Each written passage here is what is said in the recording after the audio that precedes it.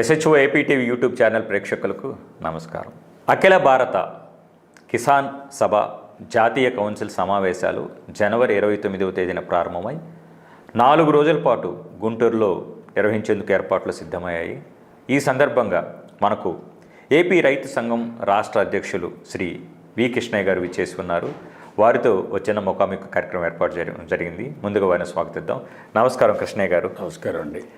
So ముందుగా అభినందనలు sir. అఖిల భారత కిసాన్ సభ జాతీయ కౌన్సిల్ సమావేశాలు మన గుంటూరులో నిర్వహిస్తున్నందుకు గాను ఇక్కడున్న రైతులకి చైతన్యం కలిగించేందుకు కావచ్చు, అవగాహన కలిగించేందుకు మీరు ఈ కార్యక్రమం ఏర్పాటు చేయడం అభినందనీయం సార్.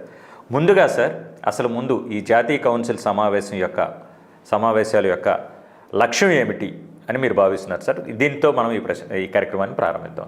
ఇప్పుడు జాతీయోద్యమంలో మన పెద్దలు ఎన్జి రంగా గారు ఆధ్వర్యంలో 1936లో ఏఐకేఎస్ ఏర్పడి ఆయన అధ్యక్షులుగా ఉన్నారు.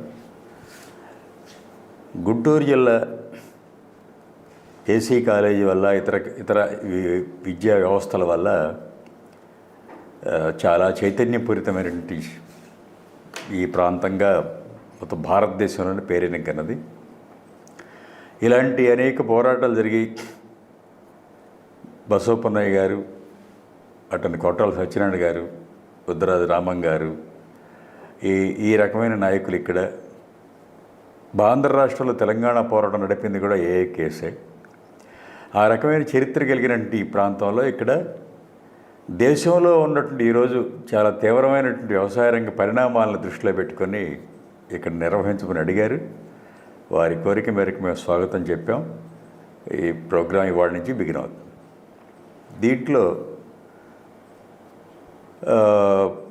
దాదాపు 29 రాష్ట్రాల నుంచి ఒక 300 దాకా ప్రతినిధులు, ఆ పోరాటంలో ఉన్నవాళ్ళు, 2022లో ఢిల్లీ ఉద్యమంలో నాయకత్వం వహించినటువంటి వాళ్ళు హనన్ ముల్లా గారు, బిజు కృష్ణ గారు, కృష్ణప్రసాద్ గారు, అటని ఇప్పుడు వివిధ ప్రాంతాల నుంచి ఎంపీలు, రాజ్యసభ సభ్యులు, ఎమ్మెల్యేలు, అటు అన్ని రాష్ట్రాల నుంచి పెద్దలందరూ కూడా అనుభవజ్ఞులు, చాలాళ్ళు జైళ్ళల్లో ఉన్నవాళ్ళు, పోరాటాల్లో ఉన్నవాళ్ళు, రైతు ఉద్యమానికి రైతులకు సహాయపడుతూ ఉన్నవాళ్ళు, వీళ్ళంతా కూడా వస్తున్నారు.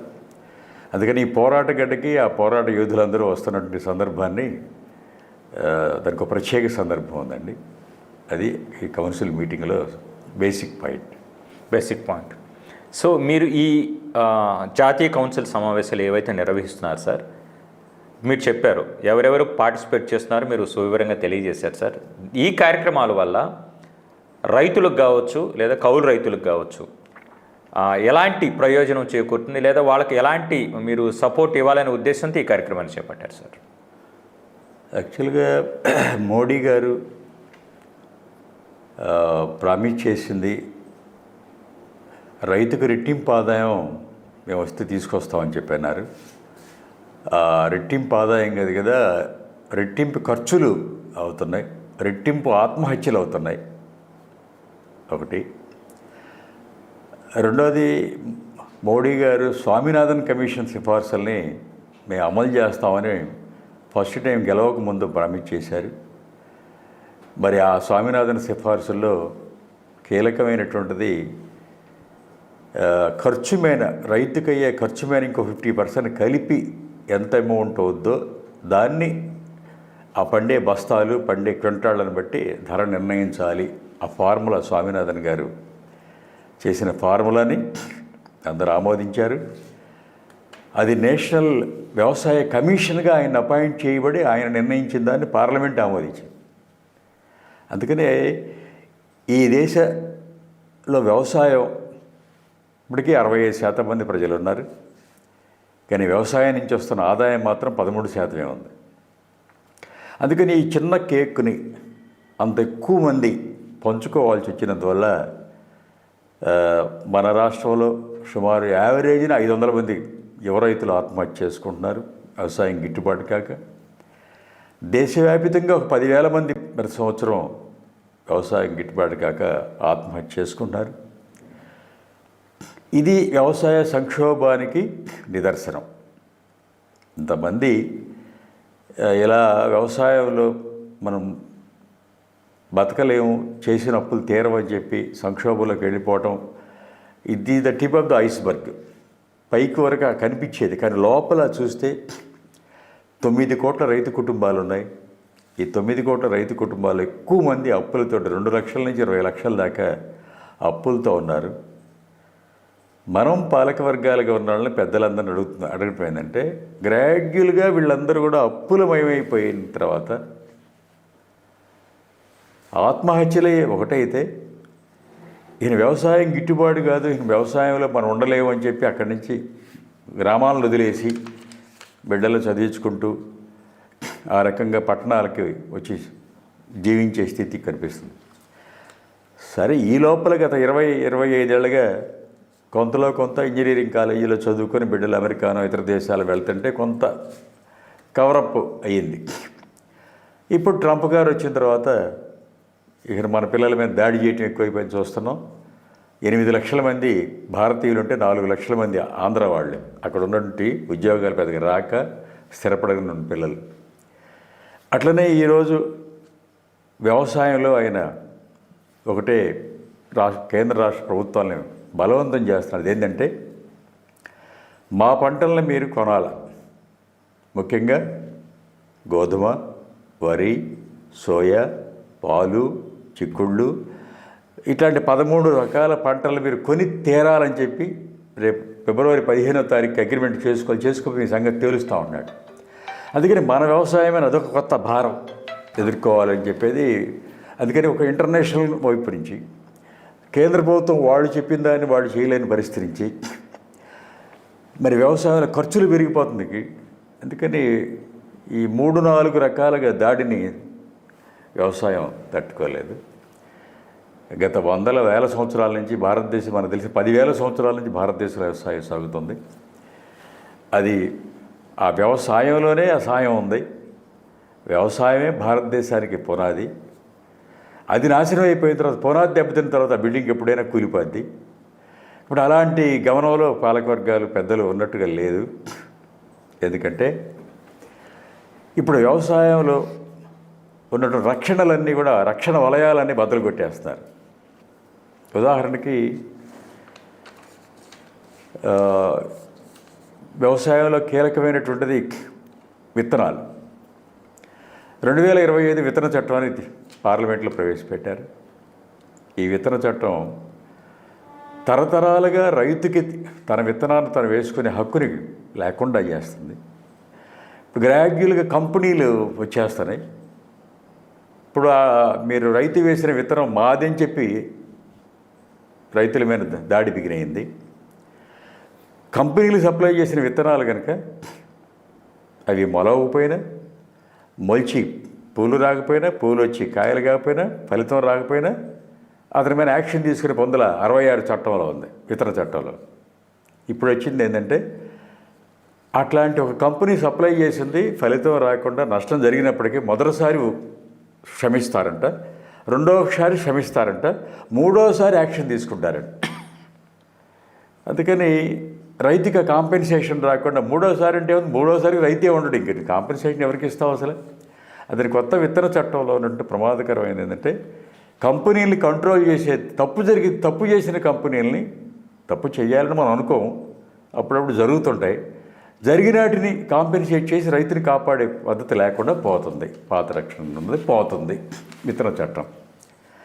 అంటే ఇప్పుడు విద్యుత్ బిల్లు 2025 ప్రవేశపెట్టారు. ఈ బిల్లులో చాలా అన్నిటికన్నా కీలకమైంది నో క్రాస్ సబ్సిడీ. ముఖ్యంగా వ్యవసాయానికి, పేదలకి, దళితులకి ఆ క్రాస్ సబ్సిడీ 200 యూనిట్ల దాకా కాలనీలకి, వ్యవసాయ పంపు సెట్లకి ఫ్రీ. ఇప్పుడు ఈ కొత్త బిల్లు ప్రకారం వ్యవసాయంలో ఫ్రీ కరెంట్ లేదు. ఇక లేనప్పుడు మెట్ట ప్రాంతాలు, వెనకబడ్డ ప్రాంతాలు, కొండ ప్రాంతాలు, సముద్ర తీర ప్రాంతాల్లో మోటార్లు పెట్టి ఆ విధంగా కరెంటు మీటర్లతోటి నడిచేటువంటి వ్యవసాయం దెబ్బతినిపోతుంది. ఇది దేశంలో ఈరోజు దేశంలో దరిదాపుగా 40% పైన ఈ వ్యవసాయం ఉంది. ముఖ్యంగా రాయలసీమ వ్యవసాయం మేజర్గా ఇప్పుడు పంపు సెట్ల మీద, కరెంటు మీద ఆధారపడింది.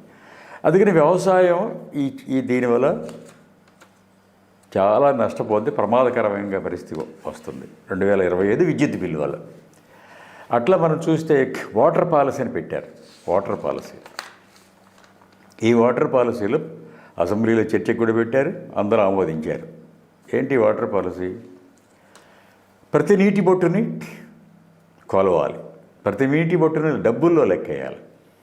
అందుకని ప్రతి చేనుకు వచ్చే నీళ్ళని మీటర్ పెట్టి కొలిచి ఆ రైతుకు ఎన్ని నీళ్లు వాడుకున్నాడో ఆ విధంగా నీటి తేరువా చెస్సు అతని దగ్గర వసూలు చేయాలి. అందుకని చేరుకి, కాలువకి, డ్యామ్కి అన్నిటికీ మీటర్లు పెట్టి చేయాలని చెప్పేది.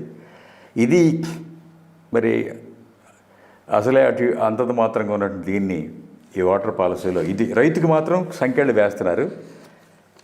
కానీ ప్రాజెక్టులు పూర్తి కావాలంటే కార్పొరేట్ కంపెనీలని ఆహ్వానిస్తున్నారు.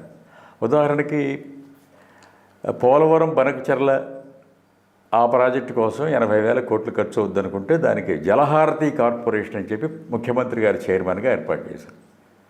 దీంట్లో పెట్టుబడులకి పెద్ద పెద్ద కంపెనీలు, విదేశీ కంపెనీలు ఆహ్వానిస్తున్నారు. ఇప్పుడు మీరేమో మీకు అవసరమైందన్నీ పెద్ద పెద్ద వాటికి మీరు కార్పొరేట్ కంపెనీలు వేస్తారు, రైతుకేమో సంఖ్యలు వేస్తున్నారు. మీరు గత 30-40 ఏళ్ళగా రాయలసీమ, ఉత్తరాంధ్ర జిల్లాలో ఎదురు చూస్తున్న ప్రాజెక్టులు 50 కోట్లు 100 కోట్లు అయితే ఆ 100 కోట్లు ఏ ప్రాజెక్టు అన్ని పెండింగ్లోనే ఉన్నాయి. ఉద్యోగుల జీతాలకు అయ్యే ఖర్చులు మాత్రం బడ్జెట్లో పెడతారు, ప్రాజెక్టులు మాత్రం నిర్మాణం కావు. డిగ్రీ, ఇంజనీరింగ్, పీజీ పూర్తి చేసి కూడా ఉద్యోగాలు లేకుండా నిరాశగా ఉన్నారా? బ్యాంకు ఉద్యోగాలైతే బాగుంటాయి, కానీ పోటీ పరీక్షల శిక్షణా సంస్థల్లో ఫీజు మీకు భారంగా అనిపిస్తుందా? అయితే ఆలస్యం ఎందుకు? మన వెనిగండ్ల ప్రక్కనే ఉన్న కౌండిన్యపురంలోని కౌండిన్య ఐఏఎస్ అకాడమీలో హైదరాబాద్ నుండి అత్యున్నతమైన ఫ్యాకల్టీతో ఆర్థిక భారం మోయలేని వారికి సేవాభావంతో లాభాపేక్ష లేకుండా కేవలం మంచి ఫ్యాకల్టీతో అతి తక్కువ ఫీజుతో నిర్వహించబడుతున్న మన ఐఏఎస్ అకాడమీలో చేరండి, చేర్పించండి, ఉద్యోగం సాధించండి. వివరాలకు doctor E V Narayana, retired principal, TGPS college, Guntur, founder and chairman cum managing trustee, Guntur, Andhra Pradesh. Cell number 9966112933. మార్కెట్లో మార్కెట్ వ్యవస్థని ఇప్పుడున్నదాన్ని ప్రైవేటు మార్కెట్ వ్యవస్థగా మార్చాలని చెప్పి పార్లమెంట్ ఫిబ్రవరిలో చట్టం అయిపోయింది. దాంతో ఇప్పుడు మనం మిర్చి యార్డ్, నిమ్మకాయల యార్డ్, కర్నూలు ఉల్లిపాయల యార్డ్, ఇలా ఒక 125 స్పెషలైజ్డ్ మార్కెట్ ఉంది దేశంలో. ఇప్పుడు పార్లమెంట్ చట్టం ఏం చేసింది? ఆ మార్కెట్ నిర్వహణ మీకెందుకు, ప్రభుత్వానికి ఏం పని? ఎవరెవరు మార్కెట్ పెట్టుకుంటారు, దాతానో బిర్లానో ఎవరెవరు పెట్టుకుంటారో నడుపుకుంటారు. అంటే దేశవ్యాప్తంగా 24,500 మార్కెట్, లోకల్ మార్కెట్ ఉన్నాయి. బాగా వెనకబడ్డ ప్రాంతాల్లో ప్రభుత్వం మార్కెట్ నిర్వహిస్తేనే అక్కడికి రైతులు తెచ్చుకుంటారు. ఇప్పుడు ఆ మార్కెట్ లేని స్థాయిలో లేనప్పుడు గ్రాడ్యువల్గా ఎవరో ఆ ఏరియాలో పెద్ద పెద్ద వ్యాపారస్తులు ఉంటారో వాళ్ళకే. అందుకు రైతు ఆదాయం ఆ రకంగా కూడా దెబ్బతినే ప్రమాదం ఉందని చెప్పేది అందుట్లో చూడాలి. ఇట్లా మనం చూసుకుంటూ పోతే ఏంటంటే ల్యాండ్కి సంబంధించి కూడా ఇప్పుడు ముఖ్యమంత్రి గారు ప్రకటించారు ల్యాండ్ బ్యాంక్ పెడుతున్నామని. దానికి అనుగుణంగా చూస్తే డ్యామ్స్ అని చెప్పి ఇంకొకటి అసెంబ్లీలో, పార్లమెంట్లో ఆమోదించారు. Dams, digital agriculture machine. ఈ డిజిటల్ అగ్రికల్చర్ మిషన్లో 2047కి వచ్చే నాటికి మ్యాక్సిమం యాంత్రీకరణ చేసి, కంప్యూటరీకరణ చేసి వ్యవసాయం మీద ఇప్పుడున్న 65% మంది ప్రజానికాన్ని 10% కంట్రోల్ చేస్తే సరిపోద్ది. మిగతా ప్రజలందరినీ ఏం చేయాలో అందులో సమాధానం లేదు. మిగతా ప్రజలందరినీ ఏం చేయాలి? ఇదేం బ్రిటన్ కాదు, అమెరికా కాదు. ఈ జనం వెనకబడి గ్రామాల నుంచి ఉన్న జనం, ఈ జనాన్ని ఎలా చేయాలి? రెండవది డిజిటల్ అగ్రికల్చర్ మిషన్లో ల్యాండ్ ఉంది, రెండవ పార్ట్. ఆ ల్యాండ్ కూడా ఇంత ల్యాండ్ అవసరం, 30% ల్యాండ్ ఉంటే చాలు, మిగతాది ఎవరికైనా అమ్ముకోవచ్చు. అందుకని ప్రభుత్వం 1 కోటి ఎకరాలని అమ్మకానికి పెట్టింది. ఒక 978 బ్లాక్స్ నిర్ణయించి అదంతా కూడా ఇంటర్నేషనల్ ఓపెన్ టెండర్లకు పిలిచారు. ఆ రకంగా ఇదంతా ఇట్లా చూస్తే ఏంటంటే ల్యాండ్, విత్తనాలు, ఇప్పుడు ఎరువులకు కొత్త చట్టం వచ్చింది, 2025 ఎరువుల చట్టం. అందుట్లో ఏంటంటే ఎరువుల కంట్రోల్ ప్రభుత్వం తీసుకుంటే ప్రభుత్వం ఎరువులకి దాదాపు ప్రతి ఎకరానికి 2,400 సబ్సిడీ ఇస్తుంది. Lifting the subsidy, no subsidy. అదేమనంటే నానో యూరియానో అదో ఇదో తక్కువకి ఇస్తామని చెప్పి అంటున్నారు. అందుకని మరి ఎక్స్పెరిమెంటల్గా ప్రూవ్ కాల, ప్రభుత్వం ప్రకటించాలి. ఆ రకంగా ఎరువుల చట్టం, మార్కెట్ చట్టం, విత్తన చట్టం, భూమి, ఇవన్నీ కూడా ఏంటంటే గ్రాడ్యువల్గా కోఆపరేటివ్ చట్టంలో కూడా దాదాపు 45% దాకా పెద్ద పెద్ద వాళ్ళు, కాంట్రాక్టర్లు వాళ్ళు ఆ కోఆపరేటివ్లో షేర్లు కొనుక్కోవచ్చు. వాళ్ళంతా కొనుక్కున్న తర్వాత వాళ్ళే ఆ సొసైటీని కంట్రోల్ చేస్తారు. ఇట్లా గ్రాడ్యువల్గా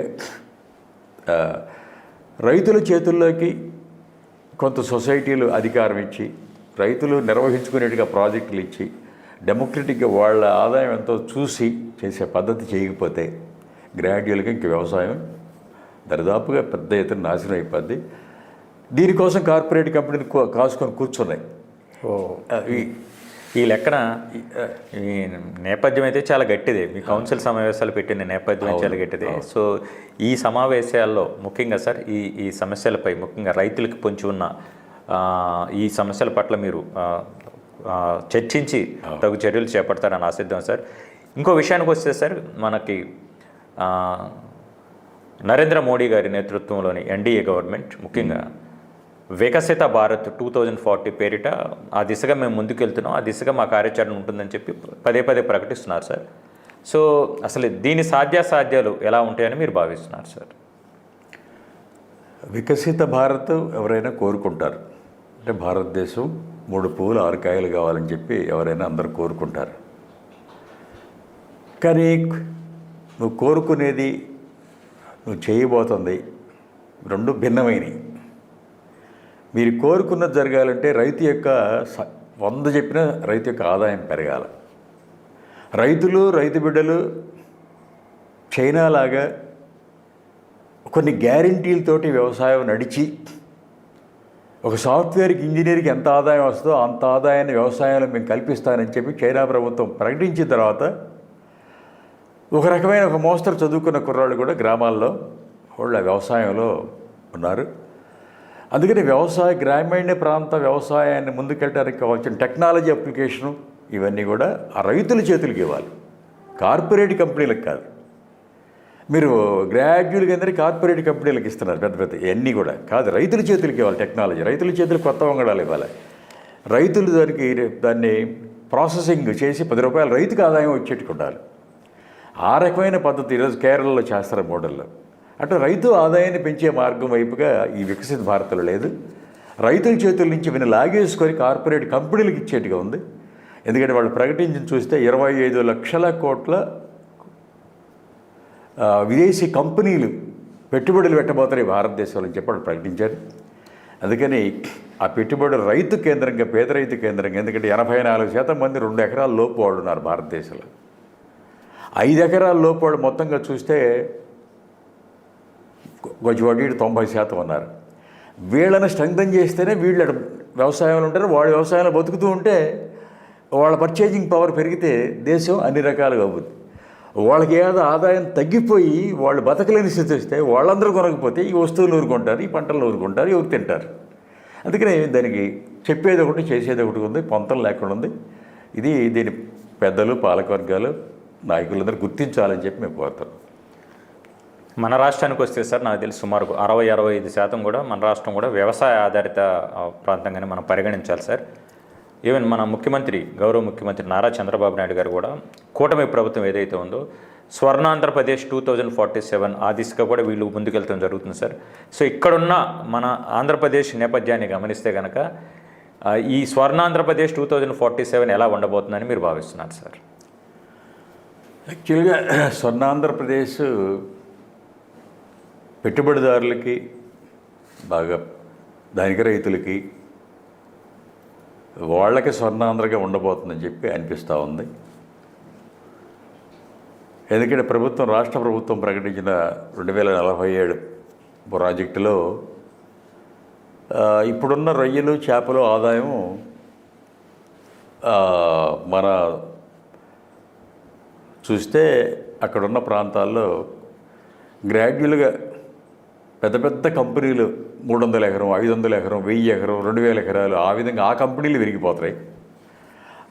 ఆ రొయ్యలు, చేపలు వాటి నుంచి చిన్న వాళ్ళందరూ కూడా తప్పుకుంటున్నారు. తప్పుకోవాల్సి వస్తుంది, గిట్టుబాటు కావట్లేదు. పెద్దవాళ్ళకే వాళ్ళే పిల్లలు, వాళ్ళే ఎరువులు, వాళ్ళే అటు కొనటం, వాళ్ళే ప్రాసెస్ చేయటం, ఎగుమతి చేయటం కొద్ది కంపెనీల చేతుల్లోకి వెళ్ళిపోతుంది. ఇది దాన్ని అరెస్ట్ చేయకపోతే స్వర్ణాంధ్రప్రదేశ్ వచ్చి ఎవరికంటే పెద్దవాళ్ళకే స్వర్ణాంధ్రం, వాళ్ళకి బంగారం, పేదవాళ్ళకి సింగారం, అట్లా అయిపోతుందని చెప్పేది కనిపిస్తుంది. ఒకటి ఆయన ప్రకటించిన రెండవ ప్రాజెక్టు రాయలసీమలో ఫ్రూట్స్ బాస్కెట్ అని ప్రకటించారు. రాయలసీమలో ఫ్రూట్స్ బాస్కెట్కి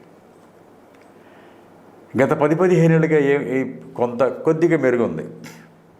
కానీ ఇంతవరకు అక్కడ పండించిన పంటల్ని మన రాష్ట్రంలో లేకపోతే ఇతర దేశాల్లో వెళ్ళటానికి కావాల్సిన మార్కెటింగ్ ఛానల్స్ సరిగ్గా. అందుకని ఎప్పుడు ఉల్లిపాయలు 5 రూపాయలు అవుతాయో, ఎప్పుడు 50 రూపాయలు అవుతాయో ఎందుకు నిలకడ లేకుండా ఉంది. ఎందుకని అక్కడ పండినటువంటి ఇతర ఫ్రూట్స్ కూడా, బత్తాయిలు ఉన్నాయి. మేము అనేక సార్లు మార్కెట్కి వెళ్ళి చూసాం. 10 రోజులు 15 రోజులు బత్తాయిల మార్కెట్లో ఎదురు చూడాల్సి వస్తుంది. అక్కడ ప్రైవేట్ వ్యాపారస్తులు వాళ్ళు ఇష్టాలకు వదులుతున్నారు. కోల్డ్ స్టోరేజ్లో కొత్త టెక్నాలజీ వచ్చింది. అవసరమైతే 1-2 నెలలు కూడా బత్తాయిలు నిల్వ చేసుకుని రైతులు అమ్ముకోవడానికి కావాల్సిన టెక్నాలజీ వచ్చిందని ఎక్కడ అడాప్షన్ లేదు. అందుకని సరే చాలా ప్రాంతానికి వాటర్ ఫెసిలిటీ సరిగ్గా లేదు, మార్కెట్ ఫెసిలిటీ లేదు. ఇవన్నీ చేయకుండా రాయలసీమని నేను బ్రహ్మాండంగా ఫ్రూట్స్ బాస్కెట్ లాగా మారుస్తానని చెప్తే అది ఆచరణలో పెద్దగా ఉపయోగం లేకుండా ఉంది. అసలు లేకుండా లేదు కానీ కొద్దిగా ఉంది. బట్ అది ఆయన ప్రకటించిన బట్టి దాన్ని అమలు జరపాలంటే చాలా పెద్ద ఎత్తున కృషి జరగాల్సి ఉందని చెప్పి మనకు అనిపిస్తుంది. అట్లనే ఇతర ప్రాంతాలు, ఉత్తరాంధ్రలో చాలా తక్కువ కాస్ట్ తోటి చాలా ప్రాజెక్టులను పూర్తి చేయొచ్చు. ఉత్తరాంధ్రకు ఉన్నటువంటి అవకాశాలు, కూరగాయలు, రకరకాల పంటలు ఫారెస్ట్ లింక్డ్గా ఉంది కాబట్టి వాటి ప్రొడ్యూస్ డెవలప్ చేసుకోవటం, వాటికి కూడా ఆ ప్రాజెక్టులకి ఏమీ లేదు. అందుకని 2047లో చూస్తే ఆ విజన్లో అలా అవ్వాలని కోరిక తప్పితే దానికి కావాల్సిన బడ్జెట్ ప్రొవకేషన్, దానికి కావాల్సిన ఇవన్నీ కూడా లేవు. లేకపోగా ఈ చట్టాలన్నీ కూడా పార్లమెంట్లో తెలుగుదేశం, జగన్ గారి ఎంపీలు అందరూ వీళ్ళిద్దరు కలిసి ఆమోదించి వచ్చేశారు. అసెంబ్లీలో పెడితే కూడా అసెంబ్లీలో అందరూ ఆమోదిస్తారు. ఈ చట్టాలన్నీ ఇక్కడికి ల్యాండ్ అవుతుంది. తద్వారా ఏంటంటే ఆంధ్ర రాష్ట్రంలో పార్లమెంట్లో చేసిన చట్టాలన్నీ కూడా దాదాపు 13 చట్టాలు గత 2 ఏళ్లలో ఇవన్నీ కూడా రైతుకి, కౌలు రైతుకి, వ్యవసాయ కూలీకి సంఖ్యలు వేసేట్టుగా ఉందనిపిస్తుంది. ఉదాహరణకి గ్రామీణ ఉపాధి పథకాన్ని చూస్తే దాదాపు 2 లక్షల కోట్లు ఉండేది, గ్రాడ్యువల్గా 1,50,000 కోట్లు, 1,25,000 కోట్లు, 1,00,000 కోట్లు, ఇప్పుడు 75,000 కోట్లు కుదించారు. పైన కాలువను కట్టేస్తున్నారు. మీరు కింద నీళ్ళు ఏముంటాయి, ఏ చెరిగిపోతాయి నీళ్ళు. అందుకని జనమేమో గ్రాడ్యువల్గా రోజు రోజుకి ఒక రకమైన మధ్యతరగతి రైతులు కూడా దానికోసం ఎదురు చూస్తే ఉపాధిలోకి వెళ్ళారు. ఆ ఉపాధిలోకి వెళ్ళే జనమేమో పెరుగుతున్నారు, కానీ డబ్బులేమో 75,000 కోట్లకే కుదించారు. డేస్ పెంచామన్నా ఆ డబ్బులు ఉంటే కదండి డేస్ పెంచేది. రెండోది కేంద్ర ప్రభుత్వం తను 90% ఇప్పటిదాకా మొన్నటిదాకా ఇచ్చేది, 10% రాష్ట్ర ప్రభుత్వాలు. ఇప్పుడేమైనా రాష్ట్ర ప్రభుత్వాలు 40% ఇవ్వమంటున్నాయి. అంటే 10కి ఇవ్వడానికే అందం మాత్రంగా ఉంది. ఇంకో 30% అదనంగా రాష్ట్ర ప్రభుత్వం ఇవ్వాలంటే అది జరిగే పని కాదు. అందుకని ఇవన్నీ కూడా పేర్లు ఏం మార్చుకున్నా అది పథకం మాత్రం గ్రామీణ పేదలకి కష్టాలు తెచ్చేదిగానే ఉందని చెప్పి అర్థమవుతుంది. ఇవన్నీ కూడా ఆ రాష్ట్రంలో ఒక్కటి కూడా తప్పని చెప్పకుండా ఆ రకంగా దాన్ని అమలుపరుస్తున్నారు. రాష్ట్ర విభజనతో నష్టపోయాం కాబట్టి రాష్ట్ర విభజన చట్టం ప్రకారం మనకు రావాల్సినటువంటి దాదాపు 5 లక్షల కోట్ల రూపాయలు ఇప్పటికే 14 పాయింట్లు విభజన చట్టంలో కీలకమైన 14 పాయింట్లు అమలు జరిగింది, 4వ 3వ. అది తోడైతే కానీ రాష్ట్రానికి కావాల్సిన ఇది రాష్ట్ర అమరావతి రాజధాని నిర్మాణం కానీ దాని ద్వారా ఇతర పెట్టుబడులు ఆకర్షించడం కానీ వస్తాయి. ఎందుకని పెట్టుబడులు వస్తున్నాయని చెప్తున్నారు, అమరావతికి ఎందుకు రావట్లేదు? అమరావతి పార్లమెంట్లో జరిగిన చట్టం ప్రకారం మనకు రావాల్సినవి కూడా సరే రావట్లేదు. 10% కూడా రావాలి ఇప్పుడు దాకా. అందుకని అది కూడా ఆంధ్ర రాష్ట్ర భవిష్యత్తుని స్వర్ణాంధ్రప్రదేశ్ నిర్మించడానికి అవి రాకపోతే ఇది కూడా కష్టం అవుతుంది. అందుకని పాజిటివ్గా ఆంధ్ర రాష్ట్ర పౌరులంగా మేము కూడా రైతు సంఘంగా రాజధాని బాగా త్వరగా డెవలప్ కావాలని కేంద్ర ప్రభుత్వం తన బాధ్యత నెరవేర్చేటికి అందరూ కలిసి ఒత్తిడి చేయాలి.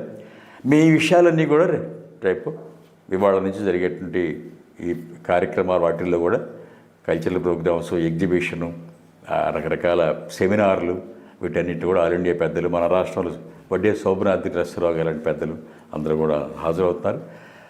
రాష్ట్ర రైతాంగాన్ని ప్రజలందరినీ గుంటూరు జిల్లా ముఖ్యంగా పాత గుంటూరు జిల్లా ప్రజానీకాన్ని అందంటే ఎంతో చైతన్యం కలిగిన మీరందరూ కూడా తప్పకుండా సెమినార్లకు హాజరై మేము చెప్పే విషయాల్లో తప్పొప్పులుంటే మాకు చెప్పండి, మేము నేర్చుకుంటాం. మేము చెప్పి పార్లమెంట్లో చేసిన బిల్లుల యొక్క సారాంశాన్ని మేము ఉన్నదన్నట్టుగా చర్చ నడపదలుచుకున్నాం. రాజకీయాల జోలికి పోకుండా మీరందరూ కూడా పాల్గొని మన రాష్ట్రానికి, దేశానికి, మన ప్రజలకు ఉపయోగపడే ఆలోచన చెప్తే వాటిని మా ఎంపీలు అందరూ వస్తున్నారు కాబట్టి వాళ్ళందరూ పార్లమెంట్లో మాట్లాడటానికి కూడా ఉపయోగపడుతుంది. అందుకని అనేక మంది వ్యాపారస్తుల్ని మేము కలిసాం గత 10-15 రోజులుగా. వాళ్ళ నుంచి ఇప్పుడు పొగాకు చాలా పెద్ద ప్రాబ్లం వచ్చింది, మందుల పరిస్థితులు వచ్చింది, ఎరువుల పరిస్థితులు వచ్చింది, మార్కెట్లో వచ్చినాయి. ఇవన్నీ నెల రోజుల నుంచి తెలుసుకుని వ్యాపారస్తుల దగ్గర చాలా విలువైన అనుభవాలు పొందామనుకుంటున్నాం మేము. అవన్నీ కూడా ఆల్ ఇండియా కమిటీకి చెప్పి ఆంధ్ర రాష్ట్రానికి వ్యవసాయాన్ని కాపాడుకోవడానికి కావాల్సిన సహాయ సహకారాలు ఆల్ ఇండియా నుంచి కూడా తీసుకుందాం అనుకుంటున్నాం. ఇది పిల్లలు. ధన్యవాదాలు సార్. మీరు చేపడుతున్నటువంటి అఖిల భారత కిసాన్ సభ జాతీయ కౌన్సిల్ సమావేశాల వలన మీరు చెప్పారు ఇంతకుముందు రైతు కూలికి, కౌలు రైతుకి దాదాపుగా సంఖ్యలు వేస్తున్న పరిస్థితి అని సార్. సో ఆ సంఖ్యలు ఈ సమావేశాలు జరిగిన మేధోమథనం ద్వారా వాళ్ళ జీవితాలు మెరుగవాలని మనసారా కోరుకుంటూ సార్ మీకు అభినందనలు సార్. ధన్యవాదాలు. Thank you.